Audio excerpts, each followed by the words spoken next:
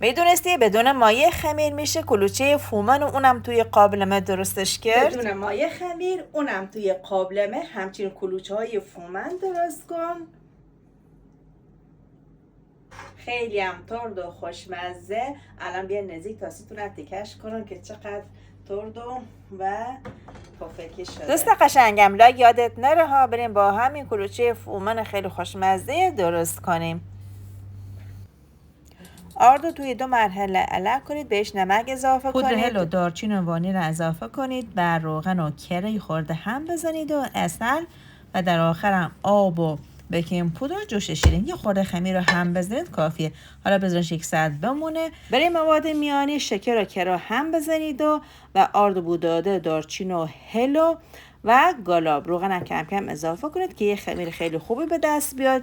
گردو هم به دلخواه اضافه کنید و حالا به چونه‌های 50 گرمی تقسیم کنید و خمیرتون رو به چونه 80 گرمی. حالا مواد میانی بذارید و گرد کنید و با این قالب تر بندازید. بعد با یه ماسوره و چاقو تر بندازید که کلوچه‌تون پف نکنه.